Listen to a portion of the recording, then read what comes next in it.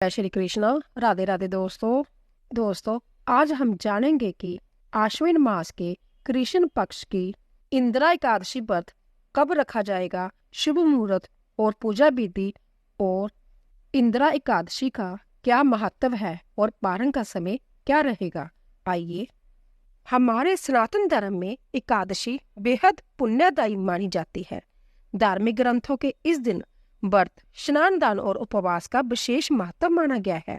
जय शुभ दिन भगवान विष्णु उपासना और भक्ति के लिए भी सर्वश्रेष्ठ होता है। हर एकादशी का अपना अलग महत्व और फल होता है। इन्हीं में से एक महत्वपूर्ण एकादशी है इंदिरा एकादशी, जो पितृ पक्ष के दौरान आती है। यह एकादशी पितरों की आत्मा की शांति और मोक्ष प्रदान करने वाली मानी गई है। तो दोस्तों, इस बार 2025 में इंदिरा एकादशी की शुरुआत 17 सितंबर को रात्रि 12:21 पर होगी। वहीं इस तिथि का समापन अगले दिन 17 सितंबर को ही रात्रि 11:39 पर होगा। हिंदू धर्म में उदय तिथि का महत्व है, इसीलिए इंदिरा एकादशी व्रत 17 सितंबर 2025 को रखा जाएगा। दोस्तों, इंदिरा एकादशी का पर्व पूरी तरह से भगवान विष्णु के लिए समर्पित है। इस दिन जगत के पालनहार भगवान विष्णु संग धन की देवी माँ लक्ष्मी की पूजा की जाती है। इस व्रत को करने से तथा दीनहीन निर्धन लोगों को दान देने से साधक द्वारा जन्म जन्मांतर के किए गए सभी पाप कट जाते हैं। यह एकादशी पितृपक्ष में मनाई जाती है। अंत्य साधक को पितरों का भी आशीर्वाद प्राप्त होता है। साथ ही इस दिन पूजा आदि करने से पितरों को मोक्ष की प्राप्ति होती है। इस दिन का महत्व केवल पितृ ऋण से मुक्ति के लिए ही नहीं, बल्कि यह व्रत धर्म, कर्म और परोपकार के मार्ग पर चलने की प्रेरणा भी देता है। इस एकादशी को करने से व्यक्ति के जीवन में धार्मिक और आध्यात्मिक ऊर्जा का संचार होता है। दोस्तों, पितृ पक्ष में आने से इस व्रत में दान का भी महत्व अधिक माना गया है। एकादशी केवल धार्मिक अनुष्ठानों तक ही सीमित नहीं है। धार्मिक अनुष्ठानों के अलावा इस दिन दान देने का अत्यधिक महत्व है। दान को सनातन धर्म में सदियों से पुण्य का काम माना जाता है। शास्त्रों के मुताबिक दान करने से व्यक्ति के बुरे कर्म नष्ट हो जाते हैं और उसे अच्छे कर्मों का फल मिलता है। ज्योतिष अनुसार दान करने से धर्म का ठीक से पालन होता है और जीवन की कई समस्याओं से भी निजात मिलती है। दान को आयु रक्षा और स्वास्थ्य के लिए भी अचूक माना गया है। दोस्तों, दान देने के समय आपके मन में अहंकार का, पुण्य कमाने का या एहसान करने का भाव नहीं आना चाहिए।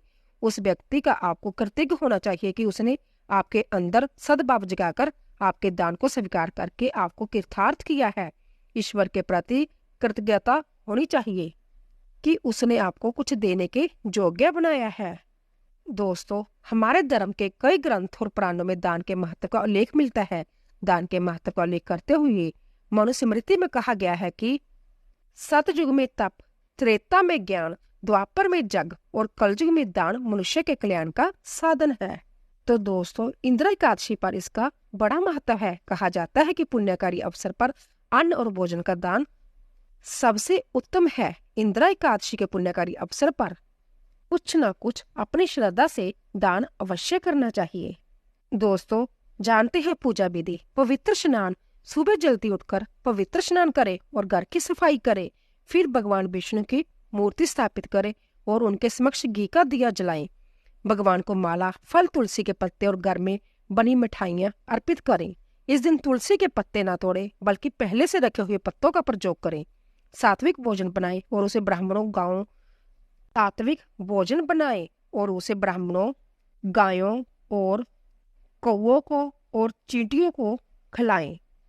भागवत गीता का पाठ करें और गायत्री मंत्र का जाप करें। अगले दिन द्वादशी तिथि को व्रत का पारण करें।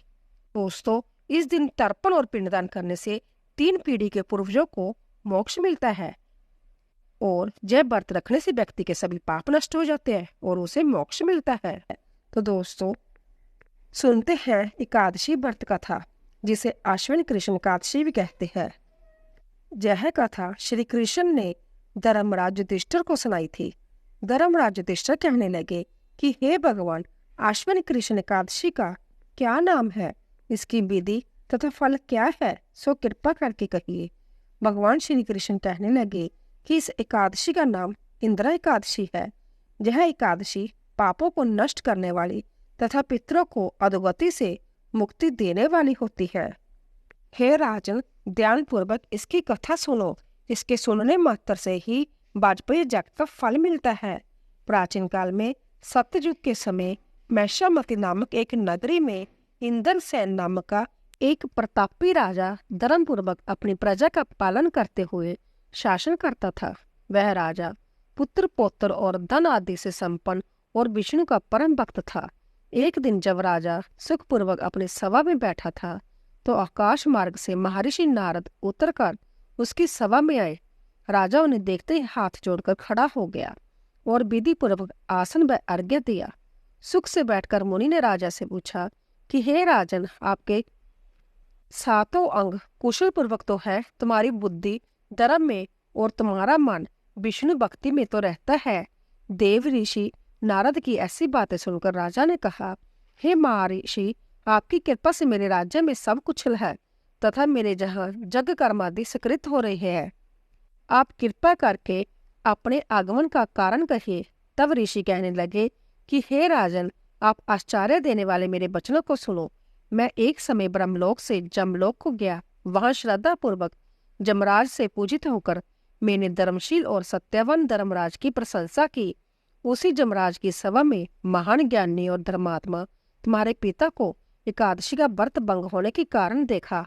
उन्होंने संदेशा दिया, सो मैं तुम्हें कहता हूँ। राजा के माता पिता की मृत्यु हो गई थी।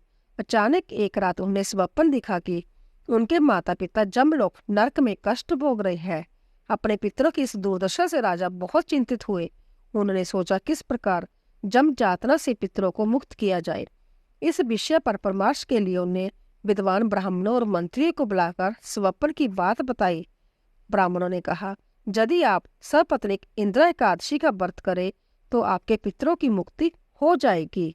उस दिन आप शालिग्राम की पूजा, तुलसी आदि चढ़ाकर ब्राह्मणों को भोजन कराकर दक्षिणा दे और उनका आशीर्वाद ले। इससे आपके माता पिता स्वर्ग चले जाएंगे। राजा ने उनकी बात मान विधि पूर्वक इंदिरा एकादशी का व्रत किया। रात्रि में जब मैं मंदिर से सो रहे थे तभी भगवान ने उन्हें दर्शन देकर कहा, तुम्हारे व्रत के प्रभाव से तुम्हारे सभी पितर स्वर्ग को चले गए हैं। इसी दिन से इस व्रत की महत्ता बढ़ गई।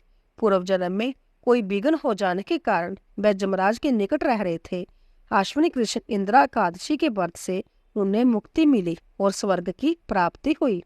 इतना सुनकर राजा कहने लगे कि हे महर्षि, आप इस व्रत की विधि मुझसे कहिए। नारद जी कहने लगे, आश्विन माह के कृष्ण पक्ष की दशमी के दिन प्रांतः काल श्रद्धा पूर्वक स्नान आदि से निर्वृत्त होकर पुण्य दोपहर को नदी आदि में जाकर स्नान करे।